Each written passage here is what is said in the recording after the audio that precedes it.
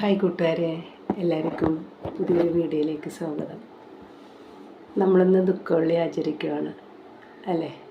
നമുക്കെന്തെങ്കിലും ടെൻഷൻ വരുമ്പോഴൊക്കെ നമ്മൾ വിചാരിക്കും നമുക്ക് ആരുമില്ല, നമ്മളെ സ്നേഹിക്കാൻ ആരുമില്ല, നമ്മളെന്തിനു ജീവിക്കണം എന്നുള്ളൊരു ഇപ്പോഴത്തെ തലമുറകളിൽ പിള്ളേർക്ക് പ്രത്യേകിച്ചും വിഷമതകൾ വന്നാൽ അതൊന്നും അംഗീകരിക്കാനുള്ള മനസ്സില്ല.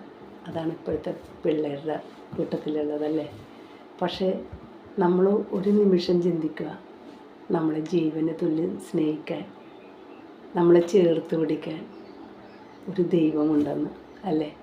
അതുകൊണ്ടാണല്ലോ ഈ ലോകത്തിന് വേണ്ടിയും ഓരോ മക്കൾക്ക് വേണ്ടിയും ഓരോ മക്കളുടെ പാപപരിഹാരത്തിന് വേണ്ടിയും ഇന്ന് ഈശോ ക്രൂശിലേറി മരിച്ചു കിടക്കുന്നത്. എത്ര സങ്കടകരമാണ് നമുക്ക് ഈശോൻ്റെ സ്നേഹത്തെപ്പറ്റി ഓർക്കാൻ. നമുക്ക് വർണ്ണിക്കാൻ വാക്കുകളില്ല.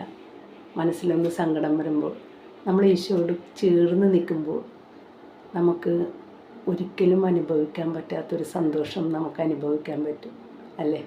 ഈശോ എപ്പോഴും നമ്മുടെ അരികത്തുണ്ട്. നമ്മുടെ ഹൃദയവാതിൽ തുറക്കാൻ ഈശോ പറയുന്നുണ്ട്, മകനെ മകളെ, ഞാൻ നിൻ്റെ ഹൃദയത്തിൽ സന്നിഹിതനാകാൻ ഞാൻ ആഗ്രഹിക്കുന്നു. പക്ഷേ നിൻ്റെ ഹൃദയവാതിൽ നീ എനിക്ക് വേണ്ടി തുറന്നിട്ട് തന്നാൽ ഞാൻ അവിടെ പ്രവേശിക്കുമെന്നാണ് ഈശോ പറയുന്നത് ഇല്ലേ. പക്ഷേ നമുക്കൊരിക്കലും ഒരിടത്തു നിന്നും കിട്ടാത്ത ഒരാത്മാനുഭൂതിയും സന്തോഷവും സമാധാനവും കിട്ടുന്നത് നമുക്ക് ദൈവസന്നിധിയിൽ മാത്രമാണ്. അവിടെ നിന്ന് കിട്ടുന്ന ഒരു സന്തോഷവും നമുക്കൊരിക്കലും ഒരു മനുഷ്യരുടെ ഇടയിൽ നിന്നും കിട്ടില്ല.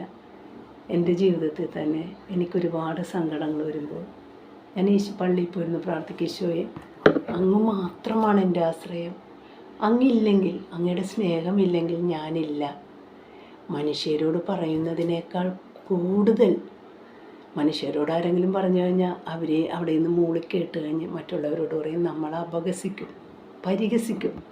പക്ഷെ ഈശോൻ്റെ സന്നിധിയിൽ ചെന്ന് ആ ഈശോൻ്റെ സന്നിധിയിൽ മുട്ടുകുത്തി നമ്മളുടെ കർത്താവായ ദൈവത്തോട് നമ്മുടെ ദുഃഖങ്ങളും സങ്കടങ്ങളും സന്തോഷങ്ങളും എല്ലാം പറഞ്ഞ് കഴിയുമ്പോൾ ഈശോ നമ്മളെ കൃപയോടെ നോക്കും. ഈശോ പറയും, ഞാൻ നിൻ്റെ കൂടെ ഉണ്ടല്ലോ മകനെ മകളെ, ഭയപ്പെടേണ്ട, ഞാൻ നിൻ്റെ കൂടെ ഇല്ലേ, നീ എന്തിനാണ് വിഷമിക്കുന്നത്. ആ കിട്ടുന്നൊരാശ്വാസം ഉണ്ടല്ലോ, അത് അനുഭവിച്ചവർക്ക് മാത്രമേ അതിനെപ്പറ്റി വിവരിക്കാൻ കഴിയൂ.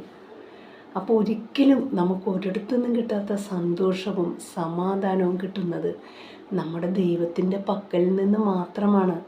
അതുകൊണ്ടാണല്ലോ നമുക്ക് വേണ്ടിയും ലോകത്തിന് മുഴുവൻ വേണ്ടിയും ഈശോ ഇന്ന് ക്രൂശിലേറി ചമ്മട്ടികളാൽ അടിക്കപ്പെട്ട് മുറിവേൽക്കപ്പെട്ട് മുള്ളാണികളാൽ ചവിട്ടി അത്രയും വേദന അനുഭവിച്ച് ഈശോ മരിച്ചു കഴിഞ്ഞിട്ട് പോലും ഈശോയുടെ വസ്ത്രം നറുക്കിട്ട് തിരഞ്ഞെടുക്കപ്പെട്ട് നറുക്കിട്ട് ഭാഗിച്ചെടുത്തെന്നാണ് പറയുന്നത്.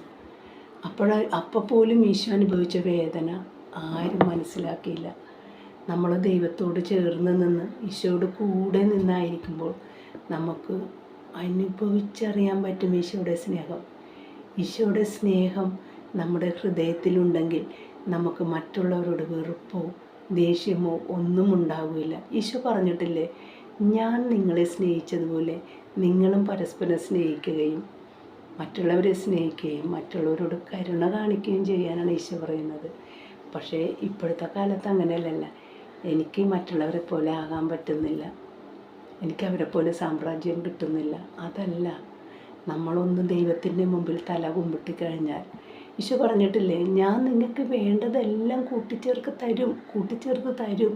ഈശോ പറഞ്ഞേക്കണത് എന്താണ്, ഞാൻ നിങ്ങൾക്കെല്ലാം തക്കതായ നന്ദി എടുത്തു തരും. ഈശോ പറയുന്നത് മനുഷ്യൻ പദ്ധതികൾ നിവാദനം ചെയ്യുന്നു, അന്തിമ തീരുമാനം കർത്താവിൻ്റേതല്ലേ.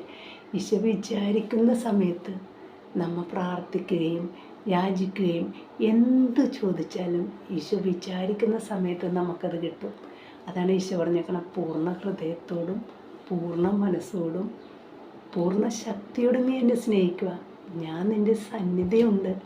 കർത്താവ് പറഞ്ഞേക്കണെന്താ, ഞാൻ നിൻ്റെ സമീപത്ത് ഉണ്ട്, നീ എന്നെ മനസ്സിലാക്കുക.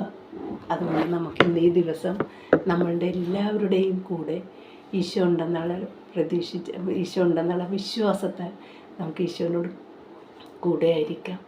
ഈശോൻ്റെ ഈശോൻ്റെ കുരിശിൻ്റെ കീഴിൽ നമുക്ക് പ്രാർത്ഥിക്കാം. മരിച്ച തിരുമുറിവുകളെ ഓർത്ത് നമുക്ക് വിലപിച്ച് പ്രാർത്ഥിക്കാം.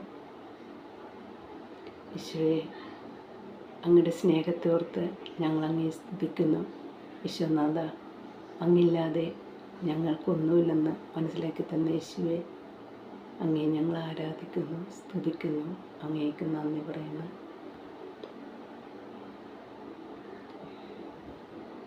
ഗാകുൽത്താമലയിൽ നിന്നും വിലാപത്തിൻ മാറ്റൊലി കേൾപ്പൂ. ഏവമെന്നെ ക്രൂശിലേക്കുവാൻ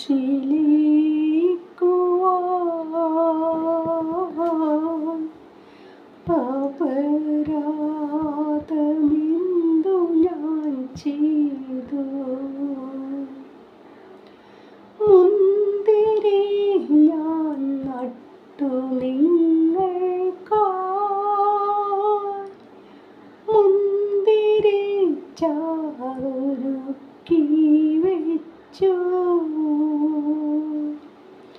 എങ്കിലോ നീ കൈപ്പു നീരല്ലേ, ദാഹശാന്തി എനിക്കു നൽകി. ഗാകുൽത്താമലയിൽ